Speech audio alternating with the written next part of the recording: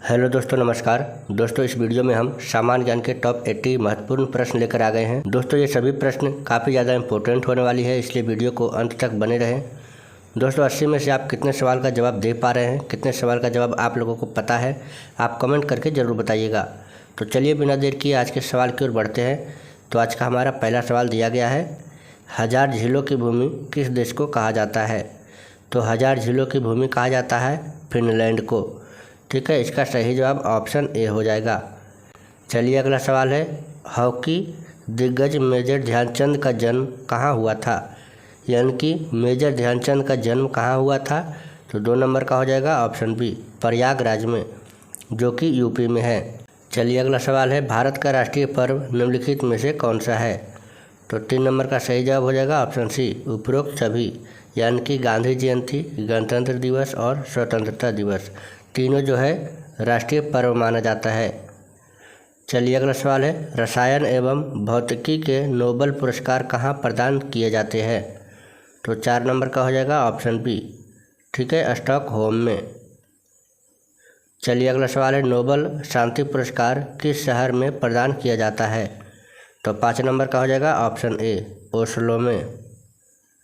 चलिए हमारा अगला सवाल है, नोबेल पुरस्कार कितने क्षेत्रों में दिए जाते हैं? तो 6 नंबर का हो जाएगा ऑप्शन डी, 6 क्षेत्रों में।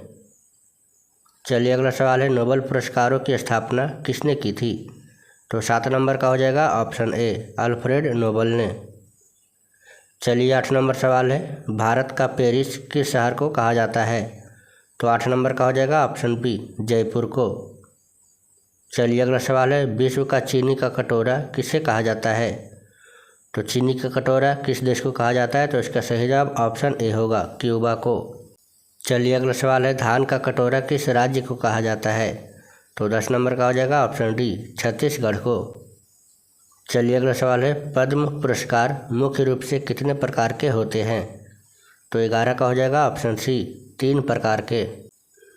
चलिए अगला सवाल है, अब तक कुल कितने व्यक्तियों को भारत रत्न प्राप्त हो चुका है? तो 12 का हो जाएगा ऑप्शन बी, 53 व्यक्तियों को। चलिए अगला सवाल है, प्रथम भारत रत्न प्राप्तकर्ता में कौन शामिल थे? 13 नंबर का हो जाएगा ऑप्शन ए, श्री राजगोपालाचारी। चलिए अगला सवाल है, भारत रत्न सम्मान की शुरुआत किसने की थी? तो 14 का हो जाएगा option A, doctor Rajendra Prasad ने। चलिए अगला सवाल है, भारत का सर्वोच्च नागरिक सम्मान कौन सा है? तो 15 का हो जाएगा ऑप्शन सी, भारत रत्न। चलिए अगला सवाल है, प्रसिद्ध राष्ट्रीय गीत वंदे मातरम किस पुस्तक से लिया गया है? तो 16 का हो जाएगा ऑप्शन बी, आनंद मठ से। चलिए अगला सवाल है, भारत का पिट्सबर्ग किस शहर को कहा जाता है? तो 17 का हो जाएगा ऑप्शन ए, जमशेदपुर को। चलिए अगला सवाल है, विटामिन B7 का रासायनिक नाम क्या है? तो 18 का हो जाएगा ऑप्शन सी, बायोटिन। चलिए अगला सवाल है, गुलाबी शहर के नाम से किसे जाना जाता है?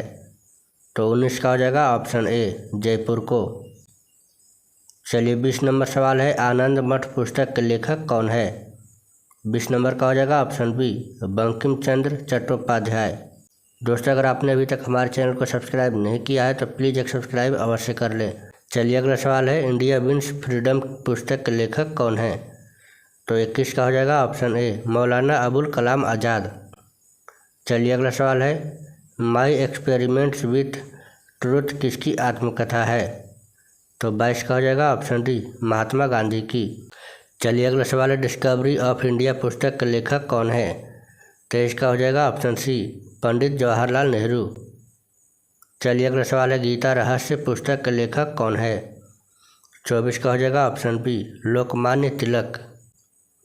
चलिए अगला सवाल है, ओलंपिक खेलों की शुरुआत किस देश से मानी जाती है? तो 25 का हो जाएगा ऑप्शन ए, ग्रीस देश से। चलिए अगला सवाल है, पूर्व का वेनिस किस शहर को कहा जाता है? 26 का हो जाएगा ऑप्शन डी, उदयपुर को। चलिए अगला सवाल है, सांपों का देश किसे कहा जाता है? तो 27 का हो जाएगा ऑप्शन सी, ब्राज़ील देश को। चलिए अगला सवाल है, यूरोप का मरीज किस देश को कहा जाता है? तो 28 का हो जाएगा ऑप्शन बी, तुर्की को। चलिए अगला सवाल है, ओलंपिक खेल कितने वर्षों के अंतराल पर आयोजित होता है? तो 29 का हो जाएगा ऑप्शन ए 4 वर्षों के अंतराल पर। चलिए अगला सवाल है, ओलंपिक खेलों का आदर्श वाक्य क्या है? तो 30 नंबर का हो जाएगा ऑप्शन डी तेज, ऊंचा और शक्तिशाली। चलिए अगला सवाल है, ओलंपिक खेलों के प्रतीक में कितने छल्ले होते हैं? तो 31 का हो जाएगा ऑप्शन ए 5। चलिए अगला सवाल है, वेनेजुएला की राजधानी क्या है? तो 32 का हो जाएगा ऑप्शन बी काराकास। चलिए अगला सवाल है, एक बाइट में कितने बिट होते हैं? 33 का हो जाएगा ऑप्शन ए 8।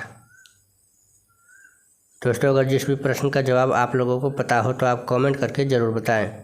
चलिए अगला सवाल है, कंप्यूटर डेटा की सबसे छोटी इकाई कौन सी है? तो 34 का हो जाएगा ऑप्शन डी बिट। चलिए अगला सवाल है, अंडों की टोकरी किस राज्य को कहा जाता है? तो 35 का हो जाएगा ऑप्शन सी आंध्र प्रदेश को। चलिए अगला सवाल है, पिरामिड का देश किस देश को कहा जाता है? तो 36 का हो जाएगा ऑप्शन ए मिस्र देश को। चलिए अगला सवाल है, इलेक्ट्रॉनिक्स या अंतरिक्ष का शहर किसे कहा जाता है? तो 37 का हो जाएगा ऑप्शन ए बेंगलुरु को। चलिए अगला सवाल है, बाइनरी संख्या प्रणाली में कुल कितने अंक होते हैं? तो 38 का हो जाएगा ऑप्शन डी 2। चलिए अगला सवाल है, कंप्यूटर में डेटा किस रूप में संग्रहित किया जाता है? तो 39 का हो जाएगा ऑप्शन ए बाइनरी रूप में। चलिए अगला सवाल है, कंप्यूटर का जनक किसे माना जाता है? 40 का हो जाएगा ऑप्शन बी चार्ल्स बेबेज को। चलिए अगला सवाल है, कंप्यूटर मुख्य रूप से किस प्रकार की मशीन है? तो 41 का हो जाएगा ऑप्शन ए इलेक्ट्रॉनिक। चलिए अगला सवाल है, कोशिका सिद्धांत का प्रतिपादन किन वैज्ञानिकों ने किया था? तो 42 का हो जाएगा ऑप्शन डी स्लाइडन एवं स्वान ने। चलिए अगला सवाल है, कोशिका की खोज सबसे पहले किस वैज्ञानिक ने की थी? 43 का हो जाएगा ऑप्शन ए रॉबर्ट हुक ने। चलिए अगला सवाल है, भारत का प्रवेश द्वार किस शहर को कहा जाता है? तो 44 का हो जाएगा ऑप्शन बी मुंबई को। चलिए अगला सवाल है, कॉकपिट ऑफ यूरोप किस देश को कहा जाता है? तो 45 का हो जाएगा ऑप्शन ए बेल्जियम देश को। चलिए अगला सवाल है, सोया प्रदेश के नाम से कौन सा राज्य प्रसिद्ध है? तो 46 का हो जाएगा ऑप्शन डी मध्य प्रदेश। चलिए अगला सवाल है, प्राणी विज्ञान में किसका अध्ययन किया जाता है? तो 47 का हो जाएगा ऑप्शन सी जंतुओं का। चलिए अगला सवाल है, वनस्पति विज्ञान में मुख्य रूप से किसका अध्ययन किया जाता है? तो 48 का हो जाएगा ऑप्शन बी पौधों का। चलिए अगला सवाल है, जीव विज्ञान का जनक किसे माना जाता है? तो 49 का हो जाएगा ऑप्शन ए अरस्तु को। चलिए अगला सवाल है, जीव विज्ञान के अंतर्गत किसका अध्ययन किया जाता है? तो 50 का हो जाएगा ऑप्शन डी जीवों का।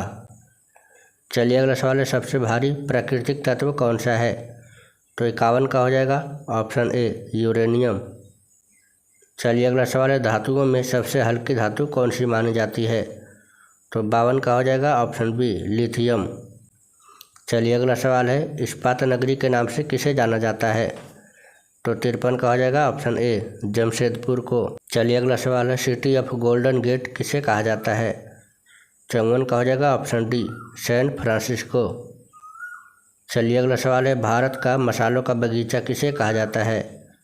55 का हो जाएगा ऑप्शन सी केरल। चलिए अगला सवाल है, ब्रह्मांड का सबसे हल्का तत्व कौन सा है? तो 56 का हो जाएगा ऑप्शन बी हाइड्रोजन। चलिए अगला सवाल है, चित्रकूट जलप्रपात किस राज्य में स्थित है? 57 का हो जाएगा ऑप्शन सी छत्तीसगढ़ में। चलिए अगला सवाल है, एक ही प्रकार के परमाणुओं से बना पदार्थ क्या कहलाता है? तो 58 का हो जाएगा ऑप्शन डी तत्व। चलिए अगला सवाल है, पदार्थ के रासायनिक गुणों को बनाए रखने वाली सबसे छोटी इकाई क्या है? 59 का हो जाएगा ऑप्शन सी अणु। चलिए अगला सवाल है, रसायन विज्ञान में मुख्य रूप से किसका अध्ययन किया जाता है? तो 60 का हो जाएगा ऑप्शन बी पदार्थ की संरचना का।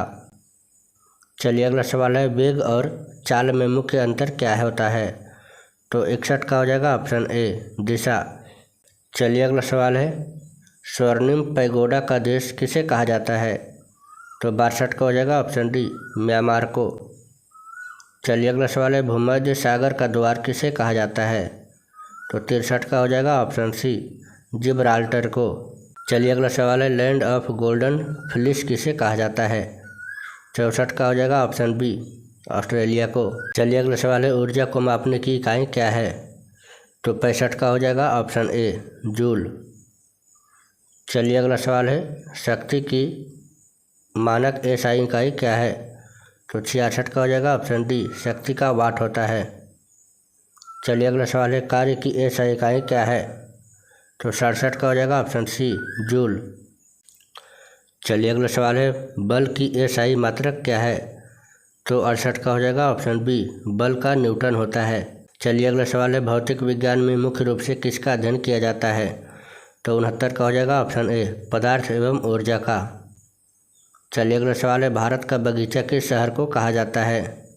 तो 70 का हो जाएगा ऑप्शन डी बेंगलुरु को। चलिए अगला सवाल है, फलों की डलिया किस राज्य को कहा जाता है? तो 71 का हो जाएगा ऑप्शन सी हिमाचल प्रदेश को। चलिए अगला सवाल है, क्वीन ऑफ डेक्कन किस शहर को कहा जाता है? तो 72 का हो जाएगा ऑप्शन बी पुणे को। चलिए अगला सवाल है, क्षेत्रफल के आधार पर सबसे छोटा महासागर कौन सा है? तो 73 का हो जाएगा ऑप्शन ए आर्कटिक महासागर। चलिए अगला सवाल है, विश्व का सबसे बड़ा महासागर कौन सा है? तो 74 का हो जाएगा ऑप्शन डी प्रशांत महासागर। चलिए अगला सवाल है, पृथ्वी पर कुल कितने महाद्वीप माने जाते हैं? तो 75 का हो जाएगा ऑप्शन सी 7। चलिए अगला सवाल है, जनसंख्या की दृष्टि से सबसे बड़ा महाद्वीप कौन सा है? तो 76 का हो जाएगा ऑप्शन बी एशिया महाद्वीप।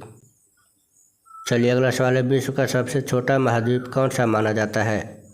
तो 77 का हो जाएगा ऑप्शन ए ऑस्ट्रेलिया। चलिए अगला सवाल है, क्षेत्रफल की दृष्टि से विश्व का सबसे बड़ा महाद्वीप कौन सा है? तो 78 का हो जाएगा ऑप्शन डी एशिया महाद्वीप। चलिए अगला सवाल है, मोतियों का द्वीप किस देश को कहा जाता है? तो 79 का हो जाएगा ऑप्शन सी बहरीन देश को। चलिए नेक्स्ट है, पवित्र भूमि के नाम से किसे जाना जाता है? तो 80 का हो जाएगा ऑप्शन बी यरूशलेम को।